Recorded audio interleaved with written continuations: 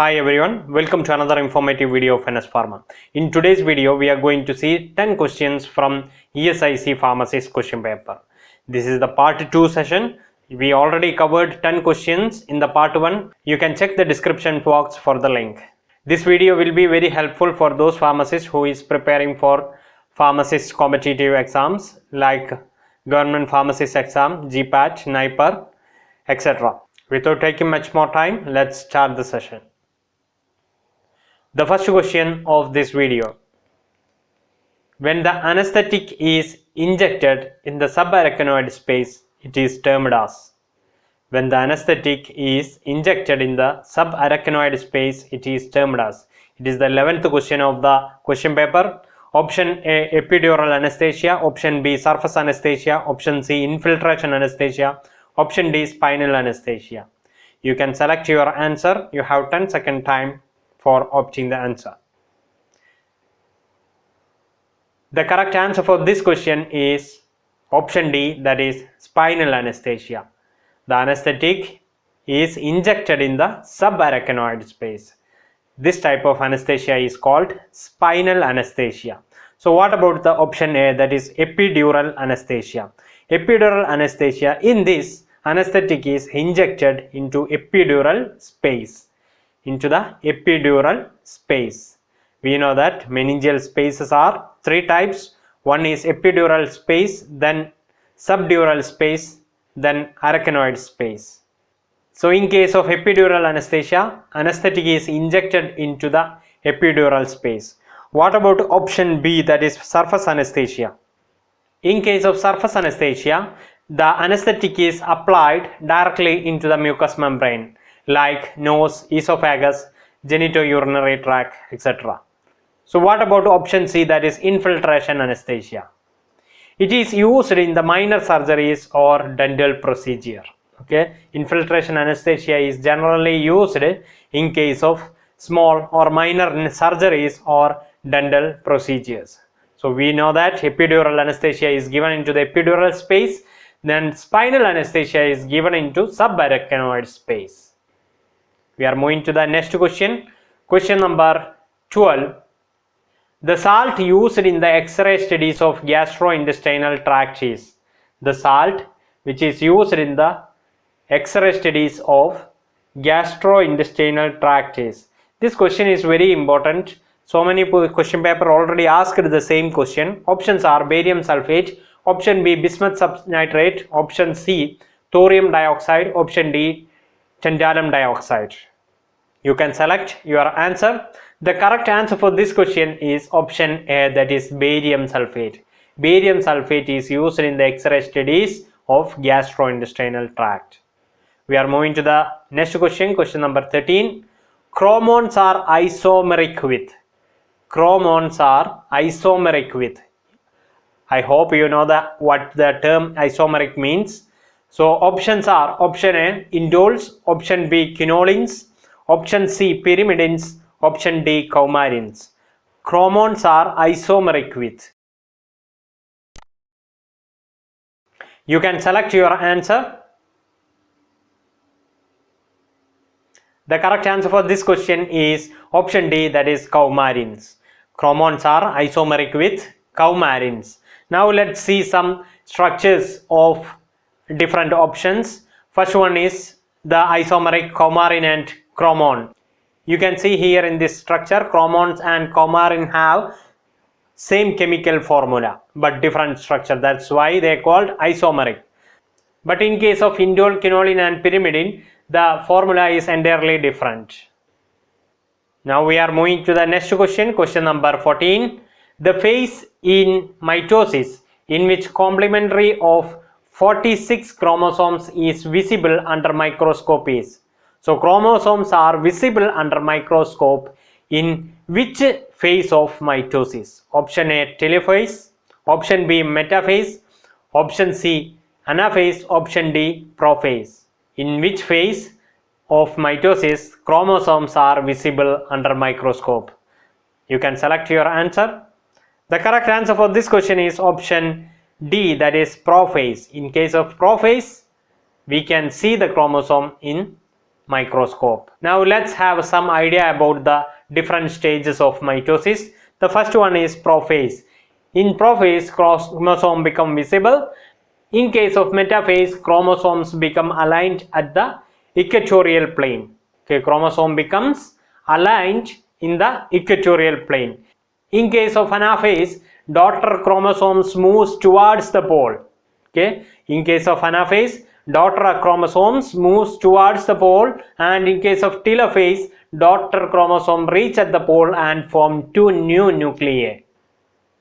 So in prophase, chromosome become visible. In case of metaphase, chromosomes become aligned at the equatorial plane. In case of anaphase, daughter chromosomes moves towards the pole, and telophase, daughter chromosomes reach at the poles and form two new nuclei.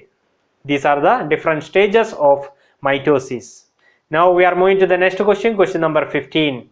Which of the following is known as milk of magnesia? Which of the following is known as milk of magnesia? Different options are: option A, magnesium chloride; option B, magnesium hydroxide; option C, magnesium oxide; option D, magnesium sulfate. Now you can select your answer. Each correct answer carries 1 mark, and once the exam is over, you can write your answer as a comment. The correct answer for this question is option B, that is magnesium hydroxide. Magnesium hydroxide is known as milk of magnesia. It's a direct question. Now we are moving to the next question, question number 16. Which of the following is not a cell-derived mediator for inflammation? Which of the following is not a cell-derived mediator for inflammation? Options are vasoactive amines, option B, acidic lipids, option C, lymphokines, option D, kinin.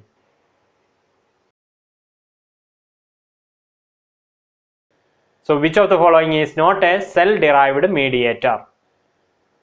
The correct answer for this question is option D, kinin. Kinin is actually, it's a plasma-derived mediator for the inflammation. All other options, option A, option B and option C, belongs to cell-derived mediator for the inflammation. We know that mediators of inflammations are classified into two types. One is cell-derived and other one is plasma-derived. Kinin and coagulation factors belongs to plasma-derived mediators of inflammation, while all other options, that is option A, option B and option C, belongs to cell-derived mediator. Now we are moving to the next question, question number 17. Clinical obesity is a condition in which the body mass index range is. Clinical obesity is a condition in which the body mass index range is. Options are 25 to 30 kg per meter square. Option B, 40 to 45 kg per meter square. Option C, 30 to 40 kg per meter square. Option D, 45 to 50 kg per meter square. Clinical obesity is the condition.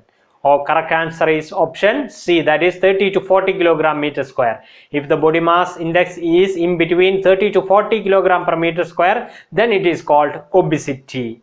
Now we can study about the body mass index. We know that the formula for finding the body mass index, that is body mass index is equal to weight in kilogram divided by height in meter square. That is the formula to find out body mass index or BMI. If the BMI's range is 18.5 to 25, that is normal weight. Okay, if it is in between 18.5 to 24.9, or you can say 25, then it is called normal weight. If the body mass index or BMI is in between 25 to 29.9 or 30, then it is called overweight. Okay, if it is above 25 and below 30, then it is called overweight. If it is between 30 and 40, then it is called obese. That was the question. Then 40 and above, it's known as extreme obesity. Okay, if the BMI is above 40, then it is called extreme obesity. If the BMI is below 18.5, then it is called underweight. Okay, hope you got this one. Now we are moving to the next question, question number 18. Valeranone is the active constituent present in. Valeranone is the active constituent present in. The question is from pharmacognosy. Options are option A Syngona, option B Jadamamsi, option C Myrobalan, option D Calmec. Which of the following has valeranone as the active constituent? You can select your answer. The correct answer for this question is option B, that is Jadamamsi. Jadamamsi has got the constituent valeranone. Jadamamsi belongs to the family Valerianaceae. Okay, it is belongs to the family Valerianaceae. Okay, and it has got the constituent valeranone. Okay, and what about Syngona? Syngona, the chemical constituents are quinine, quinidine, syngonin, etc. Okay, quinine, quinidine, syngonin, all are belongs to Syngona. So in case of myrobalan, the chemical constituent are gallic acid, chebulic acid, etc. Okay, gallic acid is there, chebulic acid is there, etc. Then Calmec.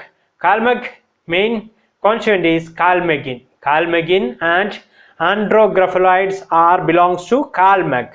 Okay, now we are moving to the next question, question number 19. The price fixed by Indian government for scheduled formulations according to the provisions of DPCO is called. The price fixed by Indian government for scheduled formulation according to the provisions of DPCO is called. Options are the ceiling price, the retail price, the scheduled price, the wholesale price. DPCO means drug price control order. Okay, DPCO represents drug price control order. The correct answer is option A, the ceiling price. The price fixed by Indian government for scheduled formulation according to DPCO is called the ceiling price. Now we are moving to the next question, question number 20. The deficiency in the activity of sphingomyelinase enzyme leads to. The deficiency in the activity of sphingomyelinase enzyme leads to. Options are Niemann-Pick disease, option B Jacob's disease, option C Krebs disease, option C Krabbe disease, option D Gaucher disease. Okay, the correct answer for this question is option A, that is Niemann-Pick disease. Okay, Niemann-Pick disease is the disease in which there is a deficiency of sphingomyelinase enzyme activity. Now we will see each option. Niemann-Pick we already seen, that is sphingomyelinase activity is less in this Niemann-Pick disease. It is a rare inherited disease that affects the body ability to metabolize fat, that is cholesterol and lipid within the cell. That is the Niemann-Pick disease. Next one is Jacob disease or Creutzfeldt-Jakob disease. It is due to the prion disease. It is due to prion disease. Prion means abnormal protein. It is due to abnormal protein disease. It's a degenerative brain disorder. Next one is Gaucher disease. Gaucher disease is mainly due to the missing of an enzyme, that is glucocerebrosidase. It is due to the lack of enzyme glucocerebrosidase. Krabbe disease is an inherited disorder that destroys the myelin of nerve cell. Krabbe disease will destroy the protective coating, that is myelin of nerve cells. That is the Krabbe's disease. Hope you understood all these 10 questions. Thank you very much for watching this video.